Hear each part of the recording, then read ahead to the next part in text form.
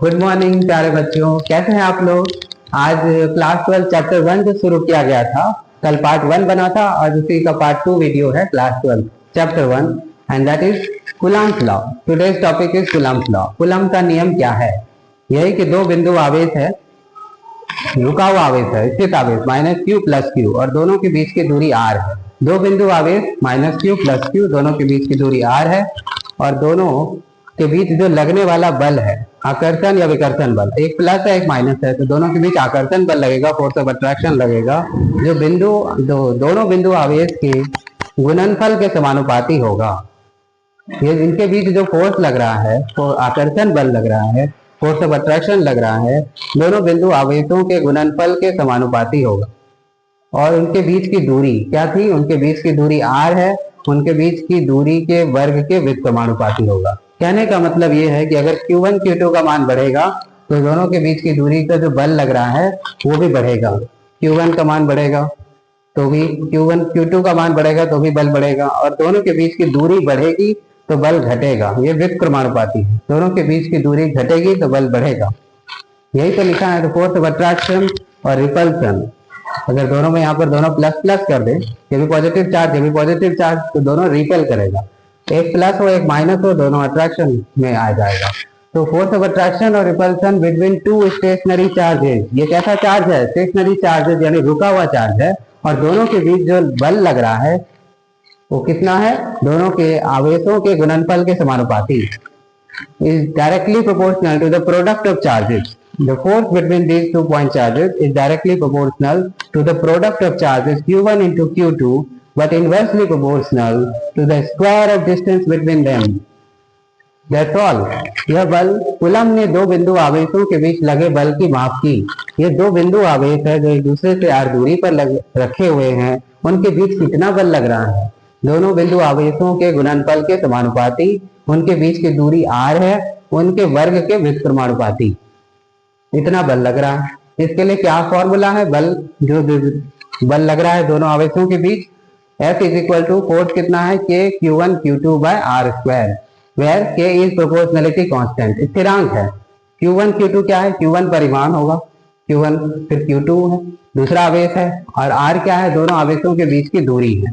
ठीक है, ऐसा यूनिट में K का मान है 1/4 पाई एप्सिलॉन नॉट, जिसका एक वैल्यू फिक्स वैल्यू है 9 into 10 to the power 9 newton metre square coulomb inverse square, where epsilon naught is equal to 8.85 10 to the power minus 12 coulomb square Newton inverse meter inverse square, and is called permittivity of free space. Epsilon naught को क्या बोलते हैं? Permittivity of free space which have a fixed value which is 8.85 10 to the power minus 12 coulomb square Newton inverse meter inverse square. So we have a force between these 2 point charges. कितना force हो गया? इसका value रख देंगे। K का value 9 into 10 to the power 9 Q1 Q2 as it is R square. ठीक है, अगर Q1 Q2 का मान 1 कूलम्ब हो, यानी दोनों आवेश 1 कूलम्ब का है, ये भी 1 कूलम्ब है, ये भी 1 कूलम्ब है, दोनों के बीच की दूरी अगर 1 मीटर रख दिया जाए तो फिर क्या होगा? Q1 Q2 का मान 1 रख दिए, R जो दोनों के बीच की दूरी है उसको 1 कर दिए, तो फिर ये 1 into 1 by 1 1 ही रह जाएगा। तो फोर्स बराबर 9 into 10 to the power 9 Newton. Bigger unit है कूलम्ब, स्मॉलर यूनिट तो मिली कूलम्ब या फिर माइक्रो कूलम्ब हो जाएगा। इस पर बेस्ड एक न्यूमेरिकल जरूर देखिए, क्या लिखा है कि 2 point charges each of 3 micro coulomb, 2 point charges हैं 3 माइक्रो कूलम्ब का, separated by certain distance in metre, और एक चार्जेस ये है माइनस क्यू और एक इधर होगा प्लस क्यू, कुछ दूरी पर रखा हुआ है 3 माइक्रो कूलम्ब। ये है 3 माइक्रो कूलम्ब, ये भी 3 माइक्रो कूलम्ब का है।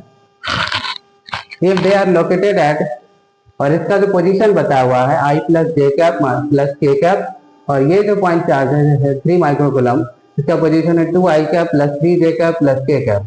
And the electrostatic force between them, जिन दोनों के बीच कितना फोर्स लग रहा है ये निकालना है, दोनों पॉइंट चार्जेस के बीच। सो and we have 3 options given. if Q1 Q2 is equal to Q, जो कि 3 माइक्रो कूलम्ब है, एक माइक्रो कूलम्ब में कितना कूलम्ब होता है?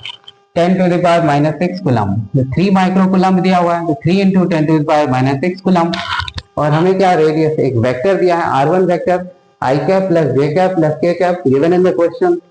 r2 वेक्टर दिया है 2i cap plus 3j cap plus k cap. तो हमें r एक रिजल्टेंट वेक्टर r निकालने के लिए r2 माइनस r1 करना पड़ेगा, यानी इसमें इसको घटाना है. r2 माइनस r1 करेंगे, r2 का जो वैल्यू है यहाँ पर फिक्स कर देंगे 2i cap plus 3j cap plus k cap minus r1 का जो वैल्यू है i cap plus j cap plus k cap.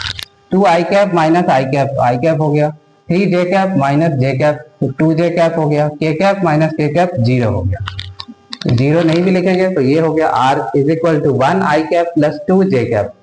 तो i cap का जो कॉफिशिएंट है 1 है, j cap का कॉफिशिएंट 2 है. इसका हमें मैग्नीट्यूड निकालना है r का, तो अंडर रूट, इसको अंडर रूट करेंगे.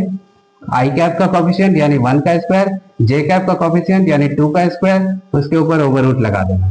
तो अंडर रूट 1 का स्क्वायर तो 1 हो गया, 2 का स्क्वायर 4 हो गया, दोनों को ऐड किए 5 हो गया. So magnitude of unit vector r is equal to under root 5. So come back to the formula, which is Coulomb's law. F is equal to 1 by 4 pi epsilon naught q1 q2 by r square. So इसका value क्या है 1 by 4 pi epsilon naught. Already हम पढ़ चुके हैं 9 into 10 to the power 9. तो वहां पर वैल्यू पुट करेंगे. q1 आवेश कितना है, इतना है 3 into 10 to the power minus 6. q2 आवेश भी उतना ही है 3 into 10 to the power minus 6. और दोनों के बीच की दूरी कितनी है अंडर रूट 5. हियर उसका स्क्वायर कर देंगे, रूट 5 का स्क्वायर करेंगे तो 5 हो जाएगा, और इसको कट करेंगे, पूरा इसको सॉल्व कर देंगे. फर्दर ये फाइनल आंसर आएगा force between two charges of 3 microcoulomb is 16 into 10 to the power minus 3 Newton, which is option number B. So thanks a lot, thanks for watching, and how you feel about this? Like, share and subscribe.